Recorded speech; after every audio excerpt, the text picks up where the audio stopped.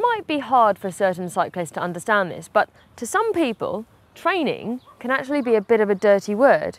That's because it implies a sort of arrogant, antisocial ambition that can just be a bit annoying, really.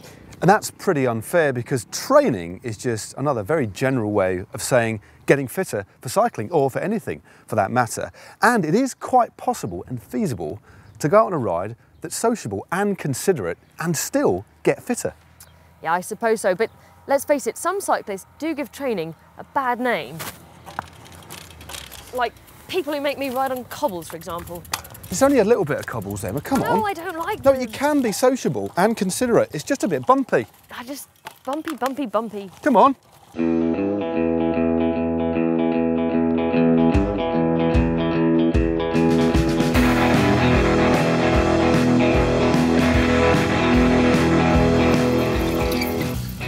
You know the type of rider, the type who never stops going on about their power numbers, who's persistently half-wheeling you because they want to press on and ride to power rather than the dynamics of the group itself, and worse still, who just rocket off the front without a word because they want to get a Strava segment. Totally, that really annoys me. So annoying. Oh. But training with other people can be fun. In fact, training with other people should be fun. Really fun and really effective. I mean, honestly, I got some of the greatest benefits to my cycling from training with people who are stronger than me and, you know, trying to pull turns. And structured training works really well with other people as long as you have the same aims from a session. Yeah, but what about when you want to train? And by that, as you just mentioned, we mean structured training within a ride, when your body only wants to ride steady, or vice versa. Well, here we're going to show you some ways that you can do a structured training session with your friends without losing your friends. Just try and sit together. I don't want to lose you, Emma. Okay, you do your intervals and I'll just hang back. Some people don't seem to realise this, but your body actually has no idea how fast you're moving. I mean, your cardiovascular system and your muscles have no GPS and they have no link to your bike computer. What matters is the effort you put in and the time. So, if your average speed of your ride is low because your body wants to take it easy, like, who cares? For a training effect, you need to put in the appropriate effort for the appropriate time. So stop stressing about how fast you're going and concentrate instead on putting in the right level of grunt. You can go slow at high effort to avoid annoying your ride companions in many ways. So you want to ride hard, but your buddy, or the rest of the group, doesn't. Well, just do more time on the front. Sitting on a wheel and drafting saves 20 to 30% of power. That's definitely not 20 or 30% behind you, Emma. Blimey! Oh, sorry, Matt. I'll sit up a bit, I guess. Anyway, the thing is that because drafting makes such a difference on a bike, it's a really convenient way to differentiate effort levels. Just make sure that you have a word with your riding partner beforehand so they know the exact reason why you don't want to ride alongside them. And do try to listen out for your friends behind you. They should let you know if you're going too hard and risking dropping them. So do pay attention. Remember, riding two up isn't antisocial. Just make sure everyone's happy with it. And I'm kind of happy with it, but I just wish, can you just sit up a bit, Emma? Sorry. That's better. Oh, that's nice. Nice one. Oh yeah. Just stay there, that's great. No, that's great. Another way to put the effort in, but go slow enough that your friends can cruise alongside, is to deliberately handicap yourself. For example, use a heavy bike, or heavy wheels, or knobbly tyres. All that resistance is useful.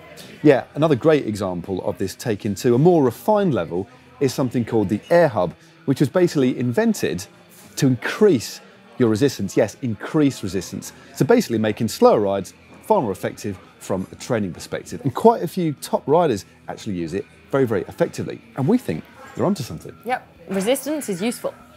Ooh, see what you did there. Intervals are often on the training plan because they're just so effective. And if you've got a long climb on a group ride, it's a great place to put in a structured session, because often everybody just rides their own pace on a climb anyway. And in fact, sometimes the slow, fast, slow of intervals is actually no quicker than just riding at a steady pace. So get your intervals in, meet up with your ride buddies at the top of the hill, and carry on for a nice steady ride. Everyone's happy.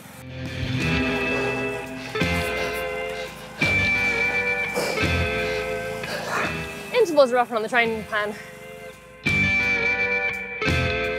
If you want to ride the whole climb hard, hopefully the rest of the group will be absolutely fine with that, especially if you tell them exactly what you're planning. Now, of course, you'll get to the top of the hill way before them, so rather than standing at the top, getting cold and grouchy, why not spin round, ride back down the climb to where the group is, do a U-turn where it's safe to do so, rejoin the group and ride back to the top at their pace.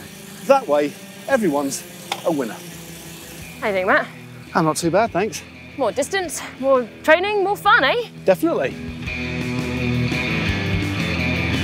Compromise is the key to any good relationship, including your training partners and a group. So just communicate what your plan is and why. And if, on the odd occasion, you have to compromise your training to accommodate the feelings of the group or your training partner, then do it. Yeah, because friends are more important than medals, trust me. And I think your friends will also understand your training goals and support you. They just might get a bit annoyed if you constantly half-wheel them.